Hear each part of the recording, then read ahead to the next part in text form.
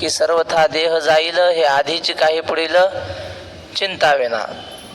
मला विजय प्राप्त होईल की पराजय होईल याचा काही विचार करू नये. निर्योग क्षेम आत्मवान असा श्लोक आहे. श्लोकातला शब्द आहे बघा 45व्या. त्याच्यावर सहज आठवलेलं सांगतो. सामान्य माणसाने योगक्षेमाची चिंता करू नये. तुलसीदास महाराज म्हणतात, तुलसी मुर्दे को मिरत है कपड़ा लकरी आग, जीवित नर चिंता करे उसका बडा अभाग. मेलेल्या माणसाला सुद्धा नवीन कपडा मिळतो, आणखी पैसा मिळतो, त्याला पाहिजे तेवढं ते लोक टाकतात, येतात जातात, लाकडं मिळतात. मग जिवंत माणसाने कशाला पोटाची चिंता करायची? जिवंत माणसाने योगक्षेमाची चिंता करू नये. योगक्षेमाचं आठवलं म्हणून सांगितलं. तर आपण आलो आहोत 47व्या श्लोकापर्यंत. कर्मण्येवाधिकारस्ते मा फलेषु कदाचन मा कर्मफल हेतुर्भूर् मा ते संगोस्त्व कर्मणि. हा श्लोक आहे. आता अन्वयाची सांगतो संख्या. पहिलं ते 1 वरच्या ओळीत कर्मण्येवाधिकारस्ते आहे की नाही, ते ते वर 1 अधिकार 2 कर्मण्ये 3 कदाचन 4 फलेषु 5 मा 6 कर्मफल हेतुः 7 मा 8 आणि तू अकर्मणी संगा ते अकर्मणी संगा मा. पुढचे बघा आता आकडे. तर सरळ अर्थ असा की ते अधिकार कर्मणी एव. अर्जुना, तुझा अधिकार कर्म करण्यातच आहे, असा सरळ अर्थ. फलेषु कदाचन मा, ते अधिकारा फलेषु म्हणजे फळामध्ये इच्छा करायची नाही, फक्त कर्म करत राहणं एवढंच तुझं काम आहे. मा कर्मफल हेतु हो, कर्मफलाच्या इच्छेला हेतू होऊ नको, कर्मफळाला हेतू तू होऊ नको. ते अकर्मणी संगहा माभूत, म्हणजे निष्क्रिय होण्याची इच्छा करू नको. काही माणसाला वाटतं काही काम नसावं, बसून राहावं, निष्क्रिय. पण माणसाचा जन्म एकमेव असा आहे की माणसाच्या जन्मातच कर्म करता येतं, इतर जन्मात कर्म करता येत नाही. भोग आहे फक्त, भोग, सुखदुःखाचा भोग. आयुष्याच्या साधने सच्चिदानंद पदवी घेणे, एवढा अधिकार नारायणे कृपावलोकने दिदला. बघा, हे तुकोबाऱ्याचं प्रमाण आहे. असंच आहे, आयुष्याच्या साधने सच्चिदानंद पदवी घेणे. आणि नाथरायाची ओवी ना, एवढा अधिकार नारायणे कृपावलोकने दिदला. तर माणसाच्या जन्मातच कर्म करता येतं. महाभारताचं सार काय बरं? सगळ्या महाभारताचं सार एका वाक्यात सांगायचं म्हणलं तर, ते जुनी मालिका निघालेली ना महाभारतावर, B.R. चोप्रा त्यांनी काढलेली. त्यांनी त्यात लिहिले, कर्म है गीता का उपदेश, महाभारत है शांती संदेश. म्हणजे गीतेचा एका वाक्यात उपदेश काय? स्वतःचं कर्म निष्काम करावं, फळाची इच्छा न ठेवता कर्म करावं, हा गीतेचा उपदेश आहे. दुसरं काय गीतेमध्ये? अर्जुनाला स्वकर्मामध्येच तत्पर केलं ना देवाने. ईश्वराची इच्छा म्हणून कर्म करत राहावं, फळाची इच्छा करू नये, हाच गीतेचा तात्पर्य अर्थ, महाभारताचा तात्पर्य अर्थ. रामायणाचा तात्पर्य अर्थ काय? समग्र रामायण एका वाक्यात सांगा. काय सांगता येईल? जुन्या महात्म्याने आपल्यावर उपकार केलेत, त्यांनी तात्पर्य लिहिले रामायणाचं. ऐका, ते म्हणतात की यांती न्याय पथिंतस्य तिर्यंचोपि सहायताम अपंथानम तु गच्छन्तम सोदरोपि विमुंचति. रामायणाचं तात्पर्य आहे. जो चांगल्या मार्गाने जाईल त्याला जंगलातले पशु पक्षी सुद्धा सहाय्य करतात, आणि जो वाईट मार्गाने जाईल सख्खा भाऊ सुद्धा त्याला सोडून जातो. हे रामायणाचं तात्पर्य आहे. रामकृष्ण हरी. रामायणाचं तात्पर्य काय? प्रभू रामचंद्र सन्मार्गाने जीवन जगले तर जंगलातल्या पशुपक्ष्यांनी त्यांना सहकार्य केलं. वानर काय, राणीची या पाले खाईरा नेवाने करविले लंकेश्वरा. म्हणजे देवाला माणसं मिळाले नसते का हो युद्ध करायला? संघटन करता आलं नसतं का माणसांचं सहज? पण देवानं वानर नेले. का नेले असेल वानर? त्याचं कारण असं आहे, ते म्हणले माणसं जर नेले तर याला रोज जेव घालावं लागल, स्वयंपाक. हजारो लोकांच्या जेवणाचा खर्च किती होतो? ते आचारी, मग पात्रवाळ्यान दुर्नन, पुन्हा ते ढीग पेटवून द्यान. लोक कुठेही टाकतात कचरा, लोक नाही न्यायचे. वानर नेलेले परवडले. वानराला जीव घालायचं काम आहे का? युद्ध झालं की द्यायचे जंगलात सोडून. राणीची या पाले खायरा, पाला खाऊन यायचे. म्हणजे खर्च नाही एक. आणि दुसरं कारण, माणसं काऊन नाही नेले? देवाला माहित होतं ज्या गावाला जाऊन युद्ध करायचे ते गाव सोन्याचं आहे. माणसं तिथं गेल्यावर म्हणतील जाऊ द्या युद्ध पाहू, जमलं तर आधी जमा करा किती जेवढं करता येईल. त्यापेक्षा माणसं नको, वानर नेलेले बरे. नर नको, वानर पाहिजे. सांगण्याचं तात्पर्य काय? देवाला वानरांनी सहकार्य केलं का? सन्मार्गाने जात होते म्हणून. आणि रावणाला सख्या भावाने सोडून दिलं विभीषणाने का? वाम मार्गाला जातो म्हणून. तर मानवी जन्म हा सत्कर्म करण्यासाठी आहे. या जन्मात जर नाही केलं तर शेवटची पाळी एक मनुष्य जन्म आणि चुकली या वर्म फेरा पडे. देवानं संधी दिलेली आहे. काय संधी दिली? कर्म करून मुक्त होण्याची संधी दिली. आणि जर ह्या जन्मात आपण कर्म करून मुक्त झालो नाही तर मग पुन्हा 84 लक्ष योनी फिराव्या लागतात. मी तुम्हाला सांगितले होते आकडे एकदा. 84 लक्ष योनी म्हणजे किती? 20 लक्ष योनी वृक्षामध्ये घ्याव्या, जळचरी भोगाव्या 9 लक्ष, 29 झाले. पुन्हा 11 लक्ष योनी किरडामध्ये घ्याव्या, दशलक्ष भोगाव्या पक्षामध्ये. किती झाले? 50 झाले. 29 आणि 11 40 आणि दशलक्ष 50. दशलक्ष भोगाव्या पक्षामध्ये. 30 लक्ष योनी पशूंची आहे घरी, 30 लक्ष योनी पशूंच्या इथं. आणि मानवा भितरी 4 लक्ष झाले 84. तर माणसाच्या जन्मात मुक्त होण्याची संधी आहे. एकदा आपण जर हा जन्म गमावला की मग संपलं. ह्याच जन्मात कर्म करता येतं. गाढवाला सत्कर्म करता येतं का सांगा ना?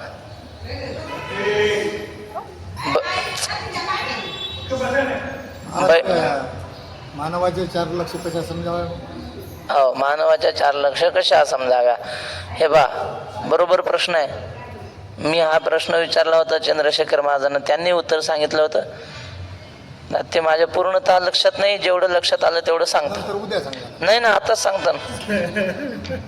त्या जेवढं लक्षात राहील तेवढं सांगण्याचा प्रयत्न करतो. माणसाच्या म्हणजे माणसामध्ये 4 लक्ष योनी आणि त्यानंतर नामा म्हणे तेव्हा नरदेह येणार, असं झालं.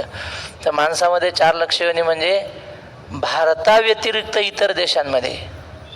समजा अमेरिकेत जन्माला, त्याला ज्ञानेश्वरी वाचायला आहे का? त्याला मुक्त होण्यासाठी तुकाराम महाराजांचा गाथा आहे का? विचारसागर आहे का? नाही. ते फक्त मग भोग माणसाच्या जन्माला आले, पण मनुष्य फूस नाही पाये चारीन मनुष्य परी कुत्री. ती काय कुत्रे जे करतात तेच माणसं करतात. दुसरं काय करतात? आहार निद्रा भय मैथुनंच सामान्य मेतत पशुभीर नराना. जेवणं, खाणं, झोपणं, विश्रांती करणं. दुसरं काय ते प्राणी करतात तेच करतात. ते माणसाच्या जन्माला आले इतर देशातले, पण त्यांना मोक्ष मुक्त होण्याचा काय मार्ग आहे महाराज?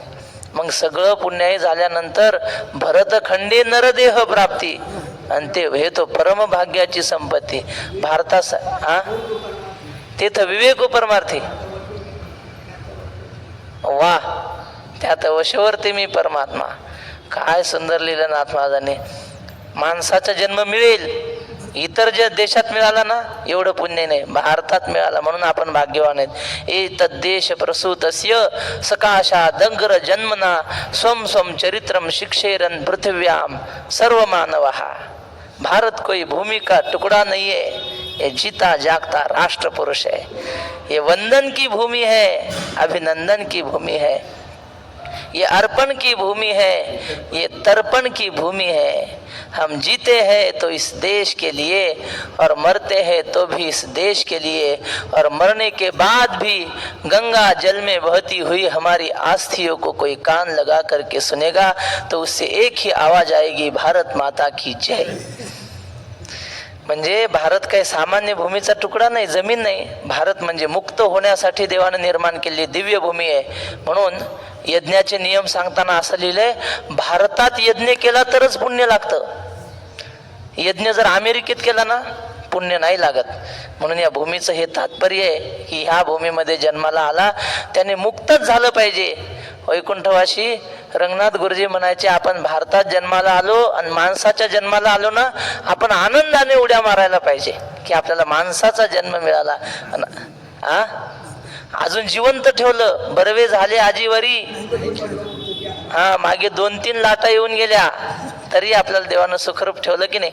म्हणून देवाचे उपकार. कोणत्या लाटा आल्या होत्या? कोरोनाच्या लाटा येऊन गेल्या. आपल्या सोबतचे गेले, आपल्याहून लहान गेले, आपल्याहून मोठे गेले.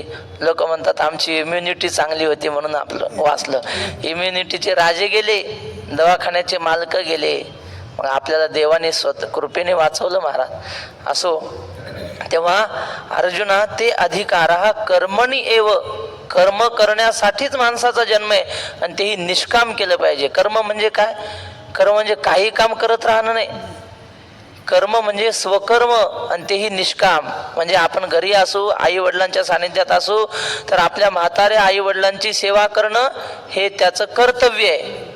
बस, त्याच्याशिवाय दुसरं मोठं काम काही नाही. सकळ तीर्थाची धुरे जे का माता पितरे तया सेवेसी कीर शरीरे लोण कीजे. जर एखादी सुनबाई घरात असेल तर तिनं काय करावं? नाथ महाराज लिहितात, जैसे लक्ष्मी नारायण तैसे सासू सासऱ्या भाऊन सेवा करावी आपण सावधान सद्भावे. रामायणातली वय, भावार्थ रामायणातली. म्हणजे सासू सासऱ्यांना लक्ष्मी नारायण समजावं. ही सासू म्हणजे म्हातारी, हे म्हातारा आहे असं समजू नये. सासू म्हणजे लक्ष्मी आहे आणि सासरा म्हणजे नारायण आहे असं समजून त्यांची सेवा करावी. हे सुनेचं स्वकर्म आहे, ते करण्यासाठीच तिचा जन्म आहे असं तिनं समजावं. आता इथं अर्जुनाला सांगितलं ते अधिकारः कर्मणी एव. ज्ञानेश्वरी जिथं जिथं अर्जुना शब्द येईल तिथं आपण आपलं नाव घातलं पाहिजे. अर्जुनाच्या नावाच्या जागी आपलं नाव घातलं पाहिजे. ज्ञानेश्वरी अर्जुनाला सांगितली की आपल्याला सांगितली? मग आपण अशी भावना करायची. नाथ महाराज म्हणतात ज्ञानेश्वरी उगी अशी वाचू नये, भाव धरून या वाचे ज्ञानेश्वरी. भाव म्हणजे काय हो? काहीतरी नातं जोडायचं माऊली सोबत. आपण माऊलीला माऊली म्हणतोच की नाही? माऊली म्हणजे आई. ज्ञानेश्वर महाराजांना आई समजायचं पण आपण लेकरू व्हायचं. मग आई जशी लेकराला सांगते, बाळा हे खाऊ नये, हे असं बोलावं तसं बोलावं, सांगते ना. आमचे गुरुजी सांगतात, लहानपणी आईने जर आपल्याला काय खावं आणि काय खाऊ नये हे जर शिकवलं नसतं तर आपण शेण सुद्धा खाल्लं असतं. म्हणले आई सांगते, बाळा ते खाऊ नये, घाण असतं, टाकून दे. मग त्याला तेव्हापासून कळतं काय खावं काय खाऊ नये. आणि जर सांगितलं नसतं तर काही खाल्लं असतं माणसाने.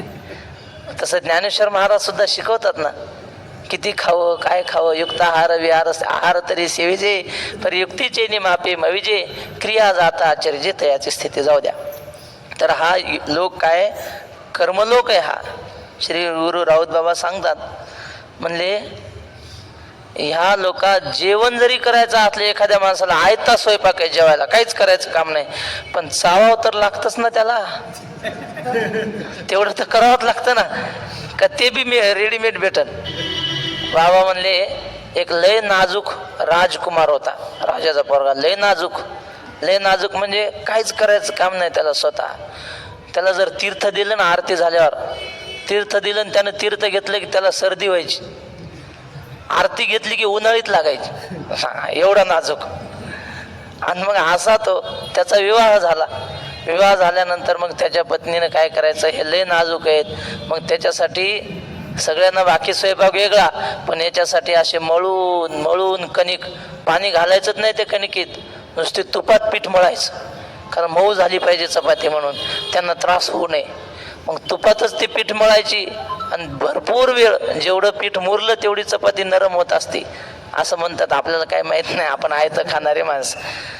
मग पीठ जर असं मुरू द्यायचं चांगलं आणि मग चपाती करायची, अशी पातळ कागदासारखी चपाती, आणि मग त्याला चुरून द्यायची, पुन्हा तूप दुधात चुरून द्यायची, आणि मग तो जेवायला बसायचा. पण जेवायला बसला की त्याला असा घाम यायचा, जेवता जेवता दरदरून घाम. तिला वाटायचं आता एवढं आपण करून देतो मऊ चपाती, तरी ह्यांना घाम येतो, एवढा त्रास होतो. ती म्हणली का हो, मी तुम्हाला एवढी मऊ चपाती करून देते, चुरून देते, तुम्हाला फक्त आता जेवायचं काम, तरी तुम्हाला एवढा घाम येतो कसं काय? म्हणले. ते म्हणला चावायला का तुझा बाप येतो का? म्हणे चावायला तर मलाच लागतं ना. म्हणजे या मृत्यू लोकात आयतं सगळं जरी मिळालं, आयतं ताट जरी आलं, तर चावायचं कर्म करावंच लागतं, त्याला पर्यायच नाही. कर्माला पर्याय नाही, तर कर्म करावंच लागतं. म्हणून हा कर्मलोक म्हणतात याला. मृत्यूलोक जसं नाव आहे तसं कर्मलोक आहे. आणि याच माणसाच्या जन्मामध्ये कर्म करून मुक्त होता येतं. कर्म म्हणजे काय, माऊली त्याचा अर्थ सांगतात. म्हणून ऐके पार्था याची परी पाहता, तुझं उचित होय आता स्वकर्म हे. देवानं कर्म घातलं, पण माऊली समजून सांगतात नुसतं कर्म म्हणू नका, स्वकर्म. अर्जुना खूप विचार केल्यावर एकच लक्षात येतं, तुझं उचित होय आता स्वकर्म हे. उचित म्हणजे तुला एकच योग्य काम आहे की तू तुझ्या वाट्याला आलेलं स्वकर्म करणं, म्हणजे आपल्या गुरुची निष्काम सेवा करणं, वडीलधाऱ्यांची सेवा करणं, हे माणसाच्या जन्मातलं स्वकर्म आहे. आले भागा ते करीतो. आपल्या वाट्याला देवानं जे दिलंय ना ते करत राहणं हे स्वकर्म आहे. या श्लोकावर लिहिताना रामसुखदासजी स्वामींनी फार सुंदर लिहिलं. ते म्हटले सेवारूपी कर्म असा अर्थ घ्यायचा. अर्जुना, सेवारूपी कर्म करण्याचाच तुझा अधिकार आहे, ज्ञानामध्ये तुझा अधिकार नाही. आचार्यांनी गीता भाष्यामध्ये असं लिहिलंय, ते अधिकार हा कर्मणी एव ज्ञाने न. आता तुझा अधिकार ज्ञानात नाही, आता कर्म करण्याचाच अधिकार आहे. ज्ञान आयुष्याची परमसीमा ही गोष्ट खरी, ज्ञानाशिवाय मुक्ती नाही, पण सुरुवात मात्र कर्मापासून करावं लागते. एकदम मला ज्ञान पाहिजे म्हणल्यावर तसं जमत नाही, आधी सेवा करावं लागते ना.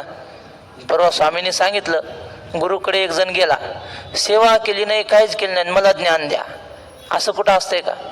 काहीतरी गुरुची सेवा करावी, त्यांना प्रसन्न करावं आणि मग प्रश्न विचारावा, आहे ना आपल्या तद्विधी प्रणिपातेन परिप्रश्नेन सेवया उपदेक्षन्ति ते ज्ञानम ज्ञानेन तत्वदर्शना. ते ज्ञान पैगा बरवे, जरी मनी आथी आणावे, तरी संताया भजावे सर्वस्वेसी. जे ज्ञानाचा कुरुठा, तेथ सेवा हा दारवंठा, तो स्वाधीन करी सुभटा ओळखोने. मग अपेक्षित जे आपुले तेही सांगती पुसिले, जेणे अंतःकरण बोधले संकल्पाने. म्हणजे आधी सेवा करावी, त्यांना प्रसन्न करावं, मग प्रश्न विचारावा. आता तसं नाही, थेट प्रश्नच विचारतात. आणि मग कसं काय देव भेटल, कसं काय ज्ञान होईल? स्वामी म्हणले, कर्नाटकामध्ये एक सिद्धारूढ स्वामी म्हणून ज्ञानोबाऱ्यांचा अवतार झालेला आहे, हुबळी भागामध्ये कुठेतरी कर्नाटकात. तर ते स्वामी आश्रमामध्ये असताना त्यांच्याकडे एक माणूस आला आणि तो म्हणला, महाराज मला 3 वाजता गाडी, आता 2:30 वाजलेत आणि मला तुम्हाला एक प्रश्न विचारायचा, लवकर उत्तर द्या. नाद बिंदू कलातीत म्हणजे काय सांगा? काय शब्द आहे? नाद बिंदू कलातीत, या शब्दाचा अर्थ सांगा. आणि मला 3 वाजता गाडी, आता 2:30 वाजले, लवकर सांगा महाराज. ते सिद्धारूढ स्वामी म्हणले, गड्या मला काय एवढ्या लवकर सांगता यायचं नाही. मध्ये आमचं शिष्य बसलेत, म्हणले जडसिद्ध स्वामी त्यांचं नाव, म्हणले त्यांना जाऊन विचार, ते सांगतील. हा गेला, त्यांना म्हणला, महाराज हे नादबिंदू कलातीत काय ते सांगा, मला लवकर जायचे, 2:30 वाजून गेले आणि 3ला गाडी आहे, लवकर सांगा. ते म्हणले जरा इकडे जवळ ये म्हणले. जवळ बोलायला, जरा आणखी जवळ ये म्हणले. आणखी जवळ बोलवला, हाताच्या अंतरावर घेतला चांगला, अशी खार दिशी कानाखाली लावली, कानातून त्या गुंग असा आवाज यायला लागला. त्याला म्हणले, हे आवाज येतो ना तुझ्या कानातून, याला नाद म्हणतात. आणि डोळ्यातून पाणी आलं ना, याला बिंदू म्हणतात. आणि गालावर बोट उमटले ना, याला कलातीत म्हणतात म्हणले. कशासाठी सांगितलं हे? अरे प्रश्न विचारा, मला 2:30 वाजले, 3ला गाडी, लवकर सांगा, असं असतं का कुठं? त्यांच्याजवळ राहावं, त्यांना प्रसन्न करावं, सेवा करावी, मग प्रश्न विचारावा. असं एकदम नसतं ज्ञान प्राप्त होत. इथं सेवा हा दारवंठा. माऊली म्हणतात सेवा हा उंबरठा आहे, दार आहे. ह्या दारात गेल्याशिवाय आतमध्ये गाभाऱ्यात ज्ञानाच्या जाताच येणार नाही. थेट गाभाऱ्यात म्हणल्यावर मग नाही काय. तुकाराम महाराज म्हणतात भिंती सवे डोई फोडू नये, असं काहीतरी. घरात तरी घावे दाराची सोयी, भिंती सवे डोई फोडू नये. घरात शिरायचं असेल तर दारातून शिरावं, बिताडाला डोकं आपटून घेण्यात काय अर्थ आहे? तसं जर ज्ञानाच्या गाभाऱ्यात शिरायचं असेल तर सेवा हा दारवंठा, सेवा करावीच लागते. त्याशिवाय आजपर्यंत कोणाला ज्ञान झालं सांगा ना? तुकाराम महाराजांना तुम्ही म्हणाल तुकाराम महाराजांनी कुठं गुरुची सेवा केली? आणि ते लिहितात सुद्धा, सत्य गुरु राये परी नाही घडली. आणि मग सेवा कुठं केली तुकाराम महाराजांनी? पण तुकाराम महाराज म्हणतात हे पहा, याला फलबल कल्पन्य आहे म्हणतात. म्हणजे तुम्हाला आता दिसत नाही मी सेवा केलेली, पण ज्या अर्थी गुरुची कृपा झाली त्या अर्थी तुका म्हणे मज न घडता सेवा, पूर्व पुण्य ठेवा ओढवला. मागच्या जन्मात गुरुची सेवा केली म्हणून आता थेट गुरु भेटले, आहे की नाही? म्हणून या जन्मामध्ये आपल्याला गुरुची सेवा करता येते, या जन्मामध्ये वडीलधाऱ्यांची सेवा करता येते. वेदामध्ये सांगितलंय म्हाताऱ्या माणसांची सेवा सानिध्य घेतल्यानंतर काय प्राप्त होतं? अभिवादनशीलस्य नित्यम वृद्धोपसेविनः चत्वारी तस्य वर्धन्ते आयुर्विद्या यशोबलम. तेव्हा आपल्या वाट्याला आलेलं सत्कर्म करणं आणि तेही निष्काम कर्म करणं, यासाठीच तुझा जन्म आहे अर्जुना. तुझं उचित होय आता स्वकर्म हे. आम्ही समस्तही विचारिले तव ऐसेची हे मना आले, जे न सांडिजे तुवा आपुले विहित कर्म. अर्जुना, मी सर्व पद्धतीनं विचार करून पाहिला आणि मग तुला निर्णय सांगतो की उचित होय न सांडिजे तुवा आपुले विहित कर्म. तू तुझ्या वाट्याला आलेलं कर्म सोडू नये, हेच एवढंच आमच्या लक्षात आलंय आणि ते तुला आम्ही अत्यंत निश्चयपूर्वक सांगत आहोत. मग एखादा म्हणेल ज्ञानाने मोक्ष होतो, कर्म काय करायचं? आपण ती कर्म ज्ञानाची पहिली पायरी आहे.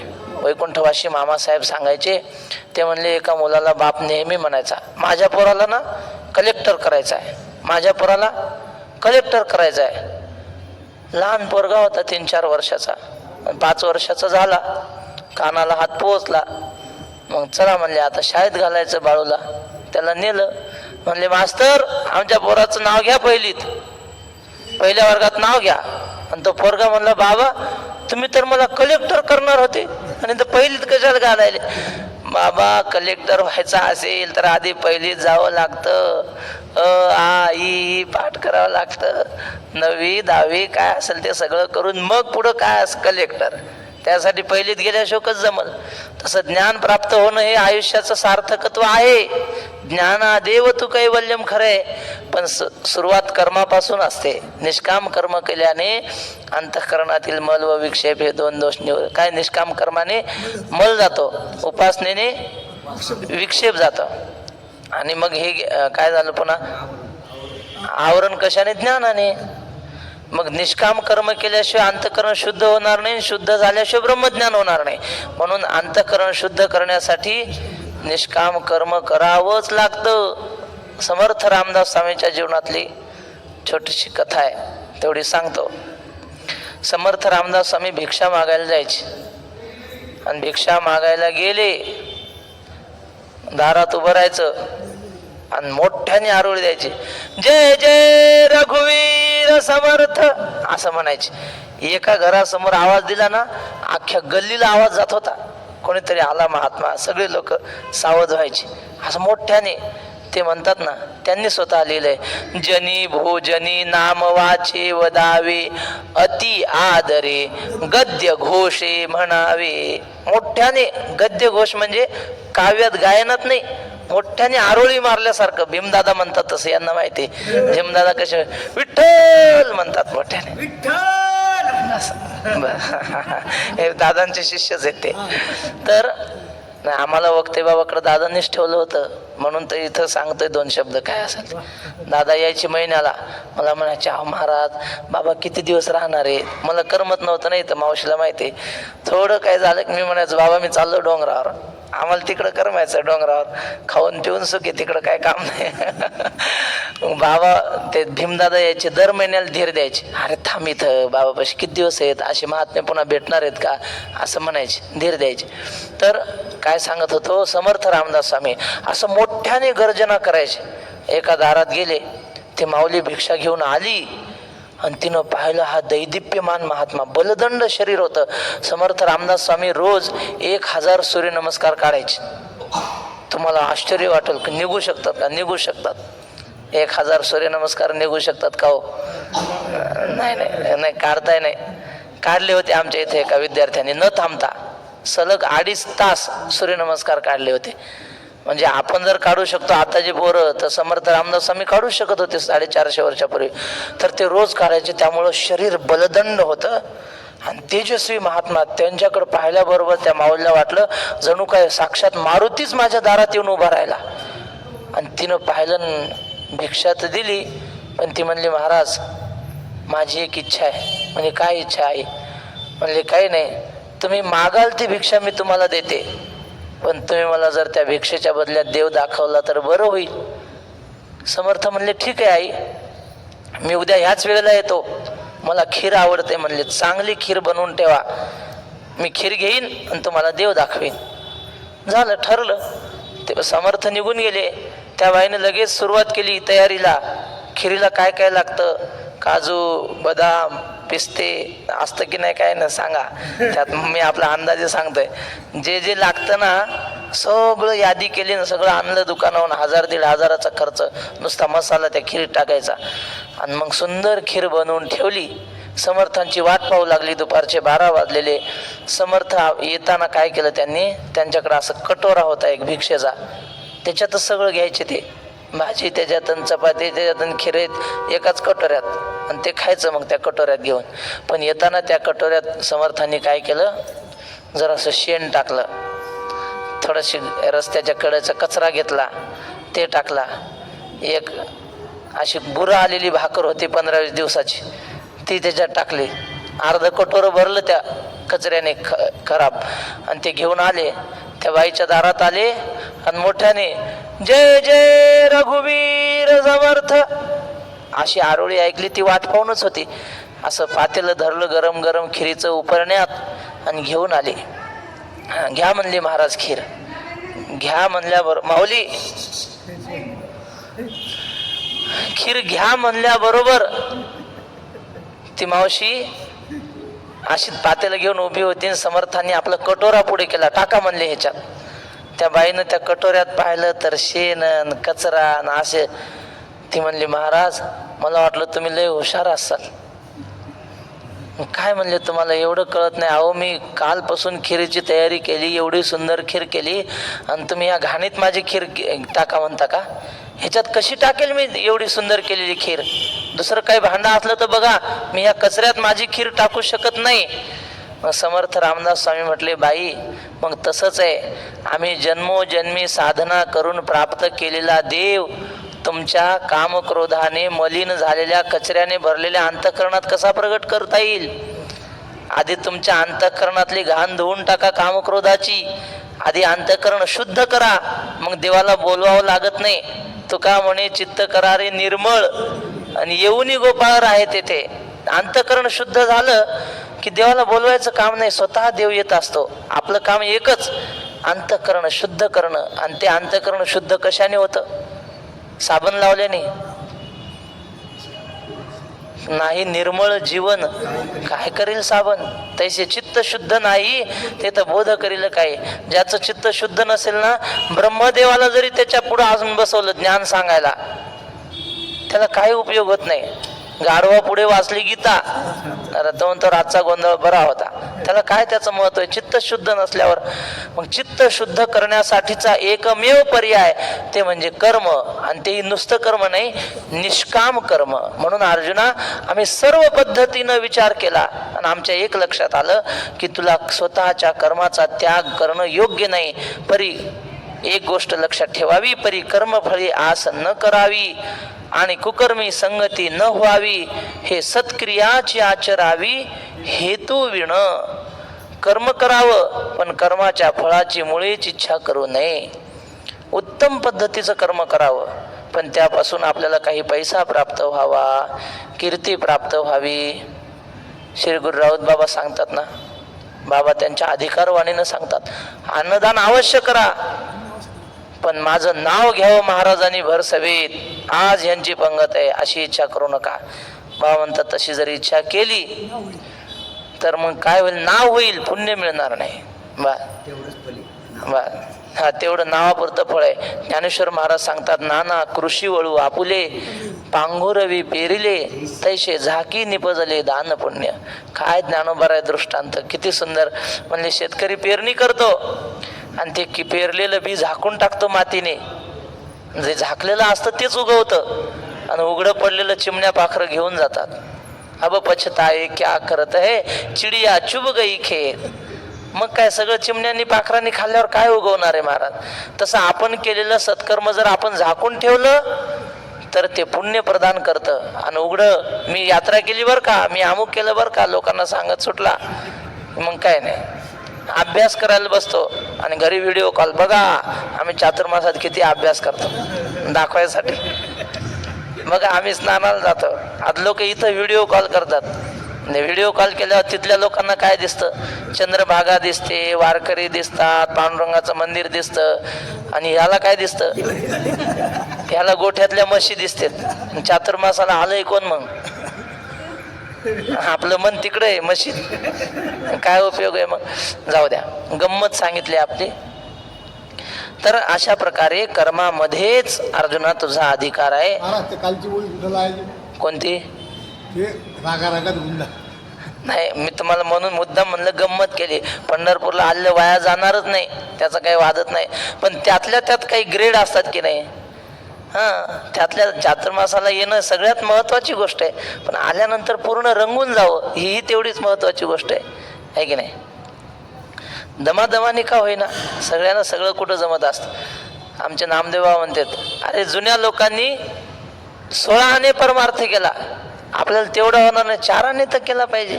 दमादमाने बनत बनत बन जाय.